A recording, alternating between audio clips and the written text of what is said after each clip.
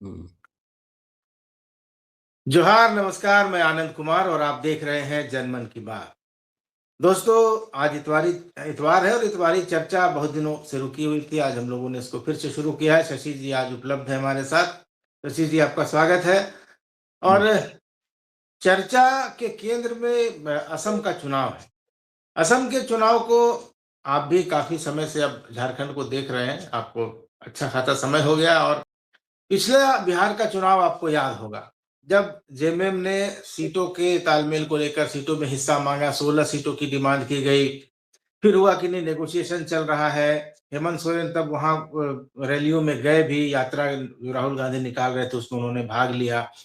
झारखंड सरकार के मंत्री सुदीव्य सोनू और जेएमएम के महासचिव विनोद कुमार पांडे को अधिकृत किया गया कि आप सीटों के बंटवारे पर तालमेल पर बातचीत करिए। बीच बीच में खबरें आती रही कि सीटों का बंटवारा हो गया है, जेएमएम को सीटें मिलेंगी, सब कुछ होता रहा।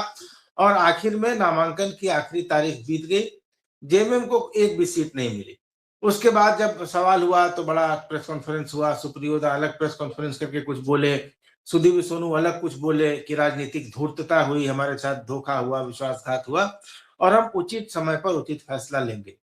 फिर हम लोगों ने अनुमान लगाया कि हो सकता है आरजेडी को बाहर कर दिया जाए, पर वो न कोई उचित समय आया, न कोई उचित फैसला हुआ। असम का चुनाव आ गया, परिस्थितियां लगभग वैसे ही बन रही हैं। पहले ऐसी बातें कही गई कि जेएमएम वहां 30 सीटों पर चुनाव लड़ेगा। हेमंत सोरेन लगातार 2 बार वहां जाकर दौरा करके आए। दूसरा जब दौरा उन्होंने कुछ दिन पहले किया तो जैसे लौटे, पीछे पीछे असम कांग्रेस के अध्यक्ष गौरव गोगोई उनके पीछे पीछे आ गए। और उसके बाद कहा गया कि कांग्रेस कुछ सीटें दे सकती है, लेकिन कांग्रेस ने 93 सीटों की घोषणा कर दी थी और उसमें जेएमएम को कोई सीट नहीं दी गई थी और कुछ सीटें बची हुई हैं। और समय सिर्फ कल तक का है, यानी 23 मार्च को नामांकन की आखिरी तारीख है।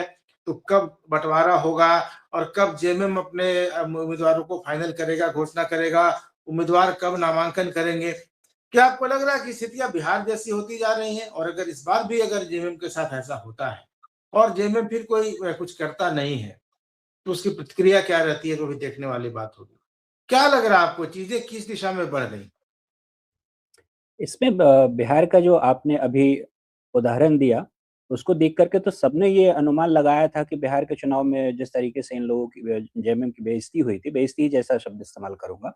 बेइज़्ज़ती हुई थी, जी, जी। उसके बाद यहाँ से कोई मतलब प्रतिक्रिया होनी थी। लेकिन वैसी कोई प्रतिक्रिया हुई नहीं है, बहुत ही मैच्योर तरीके से उनने चीज़ों को ज़ब्त कर मतलब अपने अंदर रख लिया और समय का इंतज़ार का उनने आश्वासन दिया कि मतलब समय जब आएगा तो इस पे कुछ करेंगे। तो अब इस बार भी लगभग उसी तरीके से चीज़ें हो रही हैं और बिहार में तो ऐसी तैयारी नहीं थी, लेकिन आसाम को लेकर के लगातार अपनी तैयारी भी करते रहे हैं और बहुत गहमा-गहमी भी रही है कि हाँ, यहाँ अभी रिसेंटली 2-2 विज़िट हुआ उनका और पूरी मतलब ज़ाहिर कर चुके हैं ये मंशा कि हम असम में उतरेंगे। अब जैसा भी आप बता रहे हैं कि बस अब 1 दिन का समय बचा है और अभी तक इनके कोई भी 9 कैंडिडेट की अप्रैल को घोषणा नहीं। वहां 9 अप्रैल जी, को जी। वोटिंग होनी है और हुँ, 23 हुँ, मार्च हुँ। को नामांकन की आखिरी तारीख है, तो अब कुछ घंटे ही बचे हैं।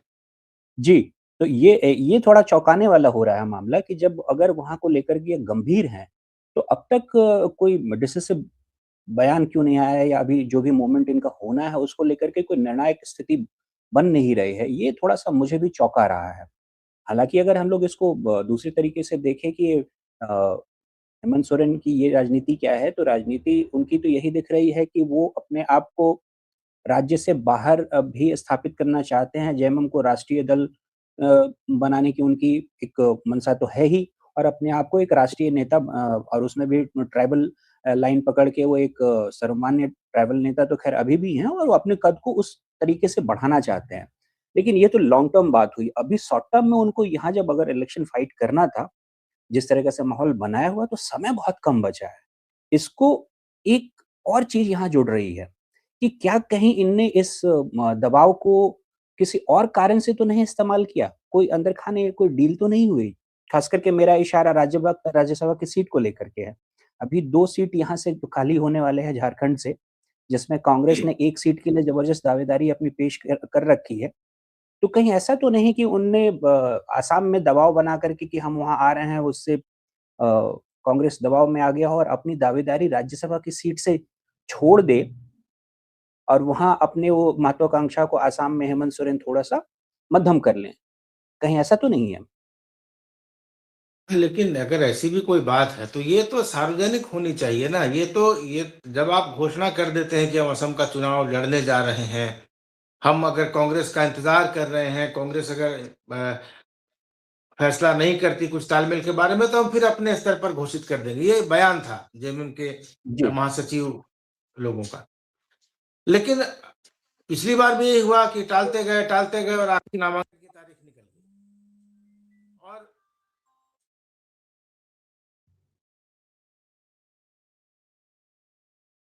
और अभी भी मान लीजिए कि अभी अब आखिरी दिन बचा है, अगर कल और कल तक कुछ नहीं होता है, और कल क्या होगा, अब आखिरी समय में तो कोई उम्मीदवार पूरा पेपर वेपर तैयार होकर तो नहीं भर देगा। या तो जो उम्मीदवारों को ये संकेत दिया गया हो कि आप अपने पेपर्स तैयार रखिए और जब हम इशारा करें तो आप उसको डाल दीजिए। लेकिन इन सब चीजों के लिए भी काफी कम समय बचा है। ये तो बार बार क्या ये सवाल नहीं उठने लगेगा कि बिहार में भी आपने वही किया मार्च के महीने में, और फिर 2-3 महीने बाद आप फिर वही काम कर रहे हैं। बिहार का जब चुनाव हुआ तो काफ़ी ज़्यादा दिन तो हुए नहीं, बिहार चुनाव हुए भी अभी मुश्किल से 2-3 महीने हो रहे हैं। तो ये बार-बार जब एक ही तरह की चीज़ें होने लगेंगी, तो क्या ये भेड़िया आया भेड़िया वाला कहावत नहीं हो जाएगी कि बार-बार जब हम किसी राज्य में चुनाव होते हैं, फिर वहाँ जाके कहता है हम लड़ेंगे और उसके बाद बैक ऑफ कर जाता है। तो सिर्फ़ एक बिल्कुल, राज्यसभा सीट के ये लिए। ये बात का जी, मतलब इनकी क्रेडिबिलिटी पे इसका असर पड़ेगा। क्योंकि चलिए एक बार बिहार वाली बात तो समझिए कि मान लिया कि एक नई बात इनके साथ हो गई थी, लेकिन असम में ये अपनी तैयारी ज़ाहिर कर चुके हैं, अपनी मंशा ज़ाहिर कर चुके हैं और आखिरी मोमेंट अभी भी चलिए मान लेते हैं अभी कुछ घंटे हमें और इंतज़ार कर लेना चाहिए, अभी भी हम निर्णायक स्थिति में हम नहीं होंगे। लेकिन अगर कल तक ये वहाँ पर अपनी स्थिति स्पष्ट नहीं करते हैं, तो ये क्रेडिबिलिटी का इश्यू हो जाएगा। आगे आने वाले समय में इनको गंभीरता से लेने के लिए थोड़ा सोचना पड़ेगा कि ये जो कह रहे हैं, जो दिखा रहे हैं, उसको कितनी गंभीरता से लिया जाए। हालाँकि इसमें कोई नहीं बुराई एक तरह नहीं थी, कांग्रेस कांग्रेस भी नहीं, उनको नहीं सीटें एक देने के लिए तैयार है। कांग्रेस के भी जी। कुछ नेताओं से जब मेरी बात हुई थी, तो उन लोगों का कहना था कि ठीक है भाई, वहाँ आदिवासी झारखंड से रिलेटेड आदिवासी वहाँ हैं, उनका अ, मतलब थोड़ा ही सही लेकिन कुछ तो है। अगर वहाँ जाना चाहें, हमारे इंडिया ब्लॉक के मेंबर भी हैं, तो हम खुशी-खुशी उनको वहाँ एकोमोडेट करेंगे। तो ये सब कुछ होते हुए भी अगर अभी तक नहीं आए हैं, थोड़ा-सा शंका हो रही है कि क्या असमंजस वाली है। हाँ, क्योंकि कोई ना कोई बात तो ज़रूर है। पिछली बार तो कहा गया कि चलिए इंतज़ार कर रहे हैं, इंतज़ार कर रहे हैं।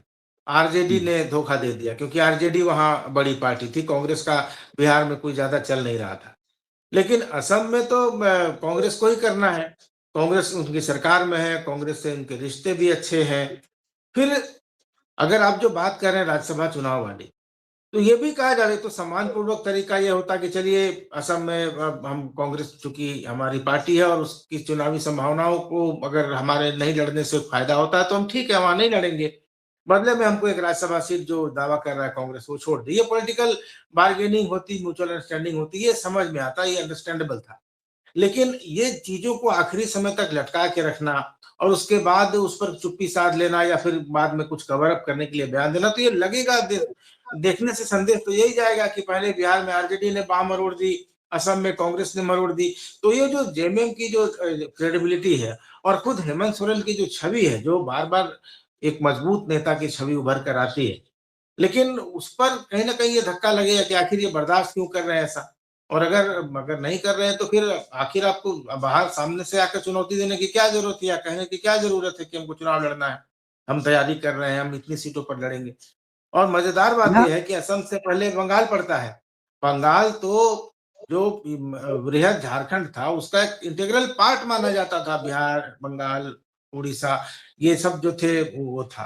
झारखंड भी बन गया तो अभी भी बृहद झारखंड की माँग उठती है तो उसमें बंगाल और उड़ीसा के पार्ट है। वहाँ नहीं चुनाव लड़ रहे हैं और ये समझा जा सकता है कि ठीक है ममता बनर्जी से रिश्ते अच्छे हैं हेमंत सोरेन के, ठीक है वो वहाँ चुनाव नहीं लड़ना चाहते। लेकिन असम में जब चुनाव लड़ना चाहते हैं और वहाँ फिर चीज़ों को इस तरह से ले जाया जा रहा है, फिर पता चलेगा कि नहीं नामांकन का समय भी निकल गया और चुनाव निकला, तो फिर तो सवाल उठेंगे ना। यहाँ यहाँ जो मुझे जो दिख रहा है ना, कि हेमंत सोरेन एक धीरे-धीरे भले यहाँ हमने अभी हम कहा कि अगर ऐसा नहीं करते हैं तो क्रेडिबिलिटी वाली इश्यू होगी, लेकिन राजनेताओं के बोलने का कोई वैसे भी ख़ास मतलब होता ही नहीं है, ये अपने कहे से पलट जाएँ वही इनके लिए बड़ी अच्छी बात होती है।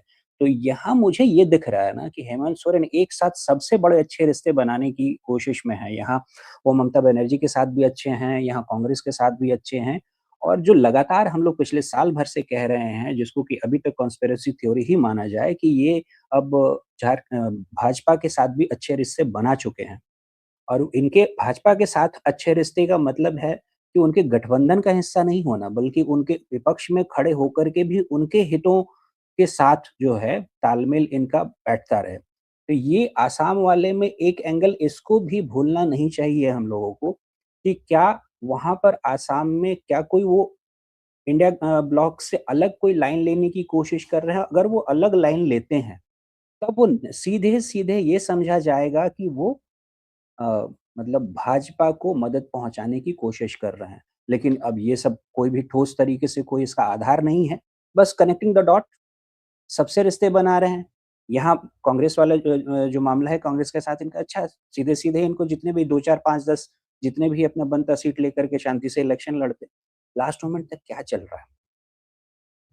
कांग्रेस देना चाह रही है, वो माँग रहे हैं, कहीं दिक्कत नहीं है। चुपचाप आराम से साथ में अब तक तो इनका प्रचार शुरू हो जाना चाहिए था वहाँ पे। बिल्कुल।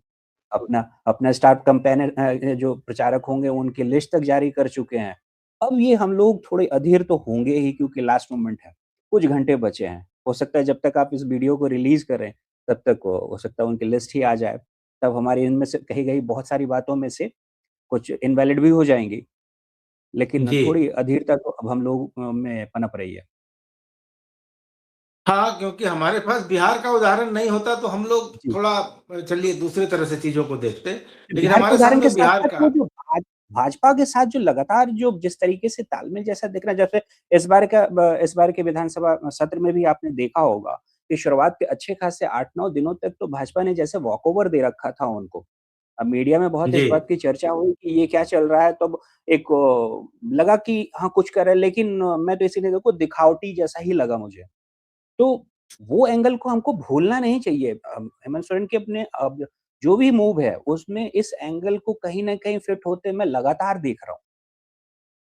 जी। तो ये वाला एंगल भी अब कुछ घंटे में साफ हो जाएगा। बिल्कुल, साफ़ तो हो जाना चाहिए और लेकिन अगर नहीं साफ़ हुआ तो उसका संकेत हम लोग समझने की कोशिश कर रहे हैं कि ये क्या है? मतलब ऐसा तो नहीं कि ये एक ही दाँव से कुछ और ज़्यादा पाने की इच्छा रखते हों या कुछ बहुत सारे समीकरणों को साध रहे हों। क्योंकि एक तरफ वो मान लीजिए कि ये कहा जाएगा कि नहीं कांग्रेस ने उनको मना लिया चुन नहीं लड़ने के लिए, ताकि जो गैर भाजपा वोटों का बिखराव ना हो। दूसरा ये भी संकेत जा सकता है कि असम में उन टी ट्राइब वाले इलाकों में जहाँ 70 लाख आदिवासी रहते हैं झारखंड के प्रवासी, वहाँ अगर हेमंत सोरेन चुनाव लड़ते तो उनको आदिवासियों का सिंपैथी वोट मिलता और भाजपा को डेंट होता। क्योंकि परंपरागत रूप से या अभी जो है स्थिति है, हिमंता हुँ, बिस्वा शर्मा सरकार ने उनकी ट्राइब्स को जमीन का पट्टा दे दिया है, उनको एसटी दर्जा देने के लिए प्रस्ताव भेज दिया है।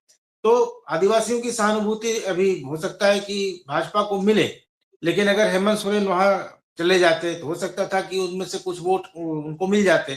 तो ये भी हो सकता है कि बीजेपी के वोट न कटें और कांग्रेस भी सधी रहे। इसलिए भी हो सकता है कि अगर अगर नहीं जाते हैं हेमंत सोरेन वहाँ चुनाव लड़ने या जेएमएम नहीं जाता है, तो ये एक तीर से 2 निशाने साधने की कई कवायद भी हो निशाने सकती है। क्योंकि कई राजनेता निशाने लग गए। हम क्योंकि राजनेताओं के मन में क्या है, राजनीति किस तरह से चलती है, वो तो डिसाइड वही करते हैं। हम लोग तो सिर्फ़ जो चीज़ें देखते हैं, उस पर आकलन करते हैं। लेकिन राजनीति के असली मोहरे चलने वाले तो वही लोग हैं, कि कौन-सा मोहरा कहाँ फिट बैठेगा और किस प्यादे से किस कोई वज़ीर कैसे कटेगा और कितने निशाने साधे जाएँगे, वो बेहतर जानते हैं। लेकिन हमारे इस सामने बार जो चीज़ें हैं जी, इस बार अगर बिहार जैसी स्थिति होती है और फिर कुछ महीने के बाद हम राज्यसभा में दोनों सीट पे जेएमएम के कैंडिडेट को जाते देखते हैं, तब तो हम लोगों की बात रह गई कि भाई ये दबाव की राजनीति थी। इनने राज्यसभा सीट से ही मतलब था, आसाम में जाकर के वहाँ जो भी किया, वो झारखंड की राजनीति थी, आसाम की राजनीति नहीं थी। फिर भी हमें कुछ घंटे और वेट कर लेने चाहिए। हाँ, बिल्कुल वेट तो हम लोग करेंगे, लेकिन इस बीच में जब तक कुछ फैसला नहीं होता है, तब तक उस खाली स्थान को भी तो भरना है हम ही लोगों को, कि आखिर जी। संभावनाएँ क्या-क्या हो सकती हैं। तो हुँ, मतलब ये तो है कि राज्यसभा का चुनाव तो ठीक है और जेएमएम चाहता भी है कि दोनों सीटें उसके पास जाएँ। कांग्रेस का एक नेचुरल स्टेट है कि भाई आपने सरफराज अहमद को हमारी सीट से भेज दिया था, तो हमको इस बार कम से कम मिलनी चाहिए। लेकिन चूँकि झारखंड में तो बिना किसी शक-ओ-शुबहा के ड्राइविंग सीट पर हेमंत सोरेन बैठे हैं और चाहेंगे वही, जो वो चाहेंगे वही होगा। और इस बीच आपने देखा होगा कुछ दिन पहले डुमरी के विधायक जयराम महतो एक बात कह रहे थे। उन्होंने कहा कि एक non BJP, non Congress government बन सकती है और उस इसके संकेत उन्होंने कहा कि दिल्ली से मिले हैं। अब non BJP, non Congress government अगर बनेगी, तो ये शुद्ध रूप से हेमंत सोरेन के इच्छा पर, उनके विवेक पर, उनके फैसले पर निर्भर करेगा। जयराम महतो को दिल्ली में बैठकर किसने बताया ये तो मुझे नहीं मालूम है, लेकिन इसकी संभावना मुझे तो ज़्यादा दिखाई नहीं देती क्योंकि आप अगर किसी ट्रस्टेड पार्टनर को छोड़ के ऐसे पार्टनर्स ढूँढते हैं जिन पर आप विश्वास नहीं कर सकते या जो अपनी शर्तों पर आएँगे, तो मुझे नहीं लगता कोई मुख्यमंत्री ये चाहेगा कि कांग्रेस जैसी पार्टी को छोड़कर 4 निर्दलीय ले आएँ जो डेली मेढक की तरह इधर से उधर कूदते रहें, डेली नई-नई डिमांड करते रहें और डेली ब्लैकमेल करें सरकार को। तो मुझे तो इसमें कोई दम दिखा नहीं। आप इसमें कुछ अगर आपको लगता हो कि इसमें क्या हो सकता है तो आप बताएँ? नहीं, नहीं, बिल्कुल आपकी बात से मैं सहमत हूँ, इस बात में कोई दम नहीं है। जयराम बौद्धिक राजनेता हैं, उभरते हुए बड़ा अच्छा उभर रहे हैं। लेकिन इस बयान में उनकी इमैच्योरिटी दिख रही थी। दिल्ली से उनको भला कौन संकेत देगा? एक आदमी की नहीं पार्टी है और वो भी सिर्फ बौद्धिक है कि नहीं इस पर तो अभी बहस हो सकती है। पढ़े-लिखे नहीं हैं, ठीक है, फिर भी अपने हाँ, पीएचडी कंटेम्परेरी के अपनी उम्र के जितने लोग हैं, उनकी तुलना में वो अच्छा बोलते हैं, उनमें सीखने की ललक है, निरंतर मैं साल भर से उनको वॉच कर रहा हूँ। हाँ, मतलब वो युवा है, प्रतिभावान है, युवा हैं, उनमें पढ़े-लिखे भी संभावना है, हैं, उनको निरस्त नहीं किया जा सकता, लेकिन ये लेकिन बयान थोड़ा मैच्योर था। बौद्धिक होने के लिए उनको थोड़ा अनुभव और लगेगा। अभी अभी अनुभव अनुभव की ज़रूरत है, और उनको जी। दिल्ली से कोई क्यों बुलाएगा? यहाँ पर अभी उनका उतना बड़ा आधार नहीं है कि राजनीतिक निर्णय, और उसके बाद जो फ़ॉर्मूला वो बता रहे थे, उस तरह के फ़ॉर्मूला नहीं चलता है। वो मतलब तराजू कांग्रेस पर एक मेढक इतना तौलने वाला सुरक्षित फ़ॉर्मूला है। पार्टनर है, इतना सुरक्षित पार्टनर है, और हेमंत सोरेन इतने बढ़िया से उनको मैनेज कर रहे हैं। कोई भी यहाँ मतलब डर का माहौल, मतलब कांग्रेस उनको कोई भी अनर्गल तरीके से उन पे दबाव भी नहीं बनाती, उनके हिसाब से रहती है। यहाँ के जिस तरीके से सामंजस्य है, तो कोई दिक्कत यहाँ पर हेमंत सोरेन बहुत ही, अगर देखा जाए तो बहुत ही मैच्योर तरीके से सबसे दूरी और नहीं सबसे नज़दीकी बना कर और के जो चल रहा है ना। हेमंत सोरेन ने तो देखा है ना, हेमंत सोरेन ने हाँ, तो जब 2005 का दौर था, 2005 से 9 का दौर, जब पहले अर्जुन मुंडा मुख्यमंत्री बने, फिर उनकी सरकार को गिराकर मधु कोड़ा निर्दलीय मुख्यमंत्री बन गए और उनके साथ जो हुँ, निर्दलीय लोग थे, हरिनारायण राय हों, एनोस एक्का हों, बंधु तिर्की हों, कमलेश सिंह हों, भानु प्रताप शाही हों, ये सब उस समय निर्दलीय थे। इन्होंने जो निर्दलीय। कारनामा किया था, जो उत्पात मचाया था उस समय, वो भी वो हो हेमंत सकता सोरेन है ने वैसे देखा था। पुरानी पुरानी पुरानी जो छाया है, पुराने जो लोग हैं, वो इस उस फ़ॉर्मूले को किसी बैठकी में जयराम को समझाए होंगे कि राजनीति में ऐसा होता रहा है, नहीं तो ये तो संभावना ये तो हो सकती है, लेकिन वो भूल हेमंत गए कि अनुभव तो के हेम साथ वो चीज़ें बदलती हैं। हाँ, तो हेमंत सोरेन ने तो वो देखा है अपनी आँखों से, वो देखा है, वो क्यों ऐसा ऐसी गलती एक्सपेरिमेंट नहीं किया जाना हाँ, वो चाहिए। कोई क्यों भी ऐसा कूड़दार राजनेता एक्सपेरिमेंट कभी करने जाएँगे? सबसे सुरक्षित स्थिति में है। इस वक़्त अगर हेमंत सोरेन की पोज़ीशनिंग देखें, तो इतना सुरक्षित वो, मतलब कोalition के गवर्नमेंट में इतना सुरक्षित कोई मुख्यमंत्री हो ही नहीं सकता।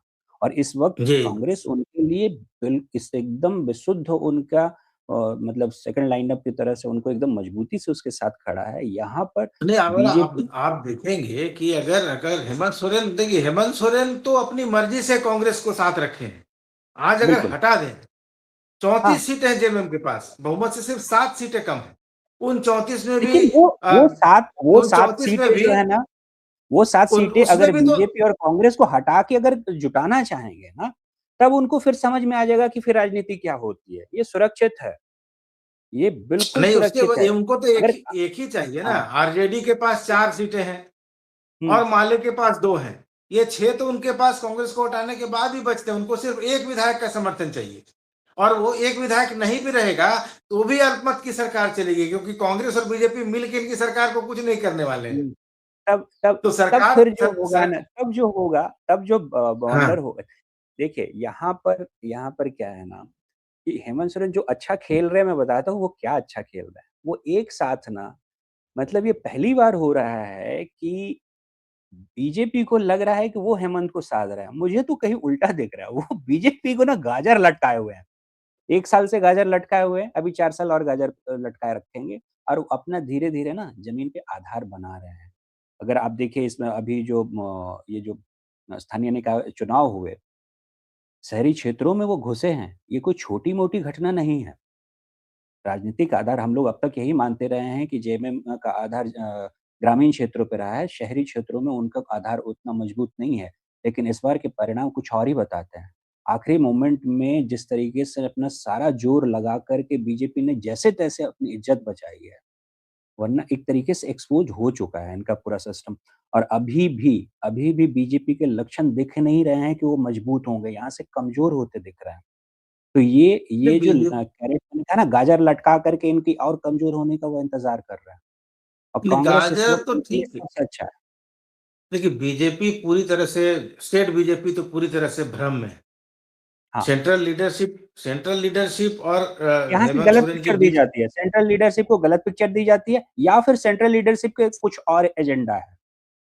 सेंट्रल नहीं लीडरशिप का एजेंडा कुछ नहीं और देखिए एजेंडा है, वो सेंट्रल अपने ही नेताओं पे उनको भरोसा नहीं है। अपने ही सेंट जो राज्य का सेंट जो मतलब जो समूह है नेताओं का, उस पे उसको भरोसा नहीं है और जो उनको देखिए चाहिए हाँ, ये सेंट्रल लीडरशिप का हेमंत सोरेन के साथ एक कनेक्शन बन गया है। वो तो बन गया, एक दिखता है। उनका एक वर्किंग रिलेशन उन्होंने बना लिया है। झारखंड में दिक्कत क्या है कि झारखंड बीजेपी अभी तक 4-5 नेताओं के नाम से चल रही थी, जिनके अपने-अपने ग्रुप थे, अपने-अपने खेमे थे। अब वो हुँ, अचानक से इर्रेलेवेंट हो गए। चाहे वो हुँ। अर्जुन मुंडा हों, चाहे रघुवर दास हों, चंपई सोरेन और मधु कोड़ा तो बाद में अभी मान लीजिए आएँगे। और 1-2 5-5 और नेता मतलब पूर्व हाँ, मुख्यमंत्री 5-5 तो ये एकदम से इर्रेलेवेंट हो गए हैं और हुँ, बीजेपी के संगठन पर अभी जो लोग आ गए हैं, उनको ठीक है, वो संगठन में बहुत अच्छे होंगे, बीजेपी की ऑफिस पॉलिटिक्स में बहुत अच्छे होंगे, पर उनको स्टेट पॉलिटिक्स का, जनता का अनुभव नहीं है, वो जनता के बीच कभी गए नहीं हैं, उनके पास कोई जनाधार नहीं है। तो उनके साथ दिक्कत ये है कि अब वो जो खाई बन गई है पुराने नेताओं के किनारे हो जाने के बाद और इनके टेक ओवर होने के बाद, तो बीजेपी पूरी तरह से असमंजस में है और जिस तरह के लोग भी इलाकों में बैठाए गए, जिलों में बैठाए गए, मंडलों में बैठाए गए, वो सब भी उसी तरह के लोग हैं, जिस तरह के अभी प्रदेश में बैठे हुए लोग हैं। तो बीजेपी एक एक तरह से बात तो मान बिल्कुल एक बात मुझे ना बड़ी खटकते है यहाँ अक्रॉस पार्टी मैंने सिर्फ़ बीजेपी या इसकी बात नहीं कर रहा, यहाँ अक्रॉस पूरे झारखंड में किसी भी पॉलिटिशियन के अंदर वो भूख मुझे नहीं दिखती कि मुझे राष्ट्रीय स्तर का नेतृत्व अपने अंदर वो कुव्वत बनानी है। यहाँ से सिर्फ़ 2 ही नाम थे जिसको कि हम कहते हैं कि हाँ, बड़ा जो यहाँ जिसको झारखंड के बाहर के लोग भी एक मजबूती से जानते थे कि एक तो यशवंत सिन्हा चाहे जिस भी तरीके जी, से वो राष्ट्रीय स्तर के नेता थे।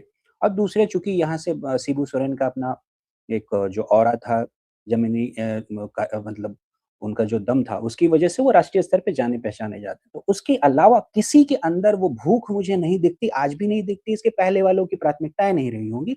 कम से कि जी। भाई ठीक है, आप कहीं से शुरू करके एक राष्ट्रीय नेता बनने की कोशिश कर सकते हैं। ये भूख आपको उत्तर प्रदेश और बिहार के नेताओं में बड़ी रहती है कि वो उनको मतलब राज्य में कुछ हो ना हो, दिल्ली में डंका बजाना है। किसी जी। में वो भूख नहीं दिखती। एकदम अजीब से संतुष्ट से दिखते हैं और यही गुजुर-गुजुर वाला काम करते रहते हैं। ये थोड़ा-सा नहीं मुझे वहाँ खटकता है और बीजेपी में वो तो ये खास तौर पे दिख रहा है। यहाँ 5-5 जी, मतलब पूर्व मुख्यमंत्री रहे हैं। इनमें से मुख्यमंत्री रहना और मतलब बड़ी बात होती है ना, अगर आप जब जी। मुख्यमंत्री के पद से हटे, तो आप कोशिश कीजिए कि आप जो है सो कि राष्ट्रीय स्तर पे आपका कुछ नाम बने। आप अपने अपने वॉइस को ऐसा मजबूत करें। पाँचों के पाँचों एकदम ढीले पड़े हुए हैं। बुरा लग सकता है बीजेपी कार्यकर्ताओं को मेरी बात बुरी लग सकती है, माफ़ी चाहूँगा, लेकिन यही सच है साहब। अभी जो है नए आपके अध्यक्ष आए हैं, इनके सामने अभी आपने चुनौती यही सबसे बड़ी चुनौती यही है कि इनको इन बाकियों को इंस्पायर कैसे करें? वो तो जी। ज़मीनी कार्यकर्ता हैं, लेकिन इंस्पायर करना होगा, लोगों में को मोटिवेट करना होगा और धीरे-धीरे जो सत्ता से ये दूसरा टर्म है, सत्ता से दूर रहना कार्यकर्ताओं का मनोबल तोड़ता है। तो ये धीरे-धीरे ज़मीन पे कमज़ोर हो रहे हैं सत्ता से दूर होने की वज़ह से। ठीक है, राष्ट्रीय स्तर पे इनकी पार्टी बहुत मज़बूत है, उसका एक भ्रम बना हुआ है यहाँ यहाँ भी, लेकिन ज़मीन पे ये खोखले हो रहे हैं। बहुत तेज़ी से इनको अपना जब बचाव आप करना होगा। जब आप विधानसभा में सवाल पूछने से भागेंगे, तो और हुँ, जब आप मुद्दे उठाने से भागेंगे, सिर्फ़ आप हैरान करने तख्ती वाली बात लेकर है और ये। सिर्फ़ सोशल मीडिया पर आंदोलन करने से तो कोई पार्टी नहीं चलती है। अगर चलती होती तो फिर तो बहुत बहुत लोग पार्टी बनाकर बहुत काम कर लिए होते। तो हम ये आप जनता आज ही लॉन्च कर देते। हाँ, तो देखिए बीजेपी का जो भी स्टेक बचा हुआ है, वो इनके नेताओं के चलते नहीं बचा हुआ है। ये या तो बिल्कुल। इनके केंद्र के नेताओं के चलते बचा हुआ है, मोदी के चलते बचा हुआ है, या फिर हुँ, जो लोग उस विचारधारा से पसंद करते हैं भाजपा को, वो उनके चलते बचा हुआ है। लेकिन जो स्थिति होती जा रही है, आपने सही कहा कि जितना भी सत्ता से दूरी बढ़ेगी, उतना ही इनका जनाधार घटता चला जाएगा। तो बात हम लोग कर रहे थे, चूँकि अब समय भी हो गया करीब, और जब हम तो लोग ये कहते हैं बात ना, ये है जब कि हम अब लोग ये कहते हैं जी। कि बीजेपी से इनकी नज़दीकी बढ़ रही है, बीजेपी के कार्यकर्ता अंदर-अंदर बड़ा खुश होते हैं, शायद हमको भी अब सत्ता में भागीदारी मिलेगी। मत खुश होइए, ये जो केंद्रीय नेतृत्व से इनका तालमेल बना है, आप लोगों को तो यहाँ ये लोग चढ़ने नहीं देंगे, क्योंकि ज़मीन पे बीजेपी और जेएमएम स्वाभाविक गठबंधन नहीं है। अगर तो जी। इसलिए ऐसा सपना भी नहीं देखना है। हाँ, तालमेल रहेगा, जो बन चुका है, वो रहेगा और ये तालमेल बीजेपी स्टेट यूनिट के लिए घातक है। बिल्कुल, और कांग्रेस के साथ रहना भी हेमंत सोरेन के लिए इसीलिए ज़रूरी है, इसीलिए वो कांग्रेस के साथ रहते हैं, क्योंकि दोनों का जनाधार एक-दूसरे को कॉम्प्लीमेंट करता है, एक-दूसरे का कॉम्प्लीमेंट पूरक है ये करता है। लोग। हुँ। कांग्रेस का अब जो देखिए जनाधार है, जो खास करके अल्पसंख्यक जनाधार है, चाहे वो ईसाई हो या मुसलमान हो, और हुँ, बाकी जो उसका जो जनाधार है, वो जेएमएम को फ़ायदा पहुँचाता है, जेएमएम का जनाधार इनके वोट कांग्रेस को शिफ्ट फ़ायदा होते हैं, पहुँचाता है। इनके वोट शिफ्ट होते हैं। हाँ, जी। हाँ, लेकिन भाजपा और जेएमएम के जनाधार में बहुत ज़्यादा ये नहीं है, दोनों कॉम्प्लीमेंट नहीं कर सकते एक-दूसरे को। और कांग्रेस का वो कई बार पुराना रवैया भी अब नखरे भी जैसे उनके ज कम हो चुके हैं क्योंकि अब जैसे जैसे राज्यों में बीजेपी ने जैसे बीजेपी ने आजसू के साथ गठबंधन करके चुनाव लड़े कई बार। होता क्या था कि बीजेपी का वोट आजसू को मिल जाता था, हुँ, लेकिन आजसू का वोट बीजेपी की तरफ नहीं शिफ्ट करता था। तो कई बार ऐसा हुआ कि आजसू तो जीत गई 5 सीटें, 3 सीटें, 4 सीटें। बीजेपी को उतनी सीटें नहीं आती है जहाँ उनका तालमेल है। लेकिन ये तालमेल जेएमएम और कांग्रेस का बड़ा अच्छा चल रहा है, हुँ। जेएमएम और आरजेडी का भी बड़ा अच्छा चल रहा है, कांग्रेस और आरजेडी का। तो ये एक-दूसरे के वोट को एक-दूसरे के खाली स्थान को भर देते हैं। भाजपा को भी एक ऐसा साझीदार खोजना होगा, क्योंकि अब बीजेपी के आजसू के भरोसे बीजेपी अगर बैठी रही तो फिर बीजेपी इससे नीचे ही जाएगी, इससे ऊपर नहीं जाएगी। मैं तो मैं यहाँ भाजपा के रोकूँ साथ मैं रोकूँ मैं यहाँ रोकूँ यहाँ जी, बीजेपी को ना साझेदार नहीं, बीजेपी को अकेले दम पे मैदान में होना होगा। ये साझेदारी वाली राजनीति ने इसको इतना नुकसान पहुँचाया है। ये आजसू के साथ का जो तालमेल है ना, इनके लिए बहुत घातक रहा। इस वक़्त तो इनको चाहिए बीजेपी को कि मतलब इस कम्युनिटी को जो रिप्रेज़ेंट करते हैं आजसू हो या जयराम हो, इस कम्युनिटी का कोई ऐसा अपने भीतर कोई नेता पैदा करे, बड़ा बनाए और फिर वो पूरी तरीके से उसपे अपना दावा ठोके, वो किसी और के भरोसे नहीं। आजसू मुझे तो लगता था बहुत पहले कि आजसू का बीजेपी में विलय हो जाना चाहिए था, पता नहीं क्यों नहीं हुआ? ये हो जाता कई तो बार तो स्थितियाँ बात हुई। बहुत अलग होती। आज जयराम जिस तरीके से उभर रहे हैं, बीजेपी को तो चाहिए कि इस इनको किसी भी तरीके से अपने खेमे में ले लें और इस लड़के पे दाँव खेल जाए या कोई ऐसा अपने भीतर से युवा को आगे बढ़ाएँ क्योंकि ये पाँचों जिनकी हम बात कर चुके, अब इनमें से किसी की वापसी नहीं होगी और हाँ, बीजेपी बिल्कुल को आपने अकेले मैदान में आना होगा, अकेले मैदान में आना होगा। साझेदारी वाले खेल में नुकसान हुआ है। अब पता नहीं ख़ैर हम बीजेपी लोग के साथ पत्रकार लोग हैं तो क्या संकट ही ये है राजनीति कि सिखाएँगे। बीजेपी के पास ये संकट है कि उसके पास जो कुर्मी नेता थे या हैं, हुँ, उसको तो उन्होंने किनारे लगा दिया। शैलेंद्र महतो थे कोल्हान में, 2 बार सांसद रहे थे। उनकी पत्नी भी 2 बार बीजेपी से सांसद रहीं, लेकिन हुँ, किनारे कर दिए गए। रांची में रामटाल चौधरी 5 बार एमपी रहे, उम्र का हवाला देकर किनारे कर दिए गए। हालाँकि उसके बाद बहुत सारे उनसे बड़ी उम्र के लोग भी चुनाव जीते भारत भर में बीजेपी के। तो जो कुर्मी थे बीजेपी के पास, जिन्होंने जनाधार को जोड़ के रखा था, उसको तो आपने हटा दिया और हुँ। उसके बदले आपने आउटसोर्स कर दिया सुदेश महतो को या आजसू को। तो आउटसोर्सिंग वाला चला नहीं मुद्दा। तो अब तो इनके आउटसोर्सिंग पास का न तो घर यहाँ के काम रहे हमेशा बिगड़ता ही है ना। बीजेपी में जी, मतलब क्या बोलते हैं झारखंड के अंदर में आउटसोर्सिंग वाला देखते हैं, रोज़ तमाशा होता है, आउटसोर्सिंग कंपनी अच्छा से काम नहीं करती है ना। हाँ। तो अब यही है कि इनके पास वो गैप तो अब रातों-रात भरेगा नहीं, या कोई 2 साल 4 साल में कोई नेता तो पैदा नहीं कर लेंगे समाज के अंदर से। तो इनको हुँ। कुछ दिन तो कोई अच्छा पार्टनर खोजना होगा, क्योंकि ये ओबीसी में भी एक बड़ा चंक है कुर्मियों का। और जेएमएम उसका सबसे बड़ा मेजर स्टेक होल्डर अभी भी जेएमएम है। आप देखेंगे तो सबसे ज़्यादा कुर्मी विधायक जेएमएम के पास ही हैं। आजसू के पास जी। 1 है और एक जयराम महतो खुद हैं, बाकी तो सारे उन्हीं के पास हैं। और तो बीजेपी के लिए ब एक और खतरनाक संकेत मैं आपको बताऊँ, इधर कुछ दिनों से जो अलग-अलग मुद्दों पे सिर्फ़ एक नहीं अलग-अलग कारणों से जो एकदम से फॉर ग्रांटेड रहने वाला जो इनका वोट बैंक है, अपनी नाराज़गी ज़ाहिर करता जा रहा है। और यहाँ पर झारखंड के अंदर में वो उनका सबसे ज़बरदस्त वोट बैंक था, मतलब एकदम स्थायी वाला। अगर वो थोड़ा-सा डगमगाता है, तो फिर ये कम से कम झारखंड में इनकी स्थिति और बुरी हो जाएगी। जी। तो चलिए, अब देखना होगा। बीजेपी की चिंता करने के लिए तो बड़े-बड़े लोग बैठे हैं। हमारी चिंता तो अभी कल तक के लिए है कि कल तक क्या होता है? क्या जेएमएम असम चुनाव लड़ता है? लड़ता है तो क्या कांग्रेस के साथ लड़ता है, या कांग्रेस के बिना लड़ता है, या फिर नहीं लड़ता? ये 3 सूरतें बन रही हैं। तो वैसे इंतज़ार मैं करते उम्मीद हैं। करता हूँ कि शायद शायद कल तक लड़ने का हो जाना चाहिए क्योंकि ब अपना नहीं, कल घोषित कर तक दिया नहीं है होगा ना, जो होना होगा सो आज ही होगा। कल तो नॉमिनेशन का दिन है। तो कल तो आप घोषणा करेंगे तो फिर क्या, अब उस नामांकन का तारीख बीत जाएगा, उसके बाद कोई नॉमिनेशन तो होगा नहीं।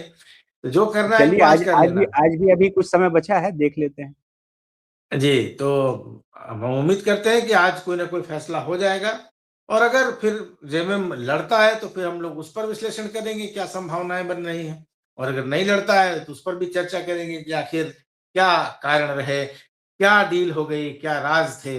उन पर्दे के हुँ, पीछे हुँ। छिपी हुई परतों को उधेड़ने की कोशिश करेंगे। शशि जी, आप आए, आपने वक़्त निकाला और हमारे दर्शकों को समझाने की कोशिश की कि आखिर असम में क्या हो रहा है, भाजपा के अंदर क्या हो रहा है। तो चलिए, फिर देखते हैं नया डेवलपमेंट क्या होता है। अगर कोशिश करेंगे, अगर आप फ्री हुए तो हम लोग कल, अगर कुछ फैसला होता है तो कल एक बार कोशिश करेंगे कि बात करें। जी, बिल्कुल। तो आज इतना ही। और दोस्तों, आपको वीडियो अच्छा लगा हो तो इसको लाइक कीजिए, दूसरे लोगों तक शेयर कीजिए, और चैनल को सब्सक्राइब नहीं किया है तो सब्सक्राइब ज़रूर कर लीजिए। धन्यवाद। नमस्कार।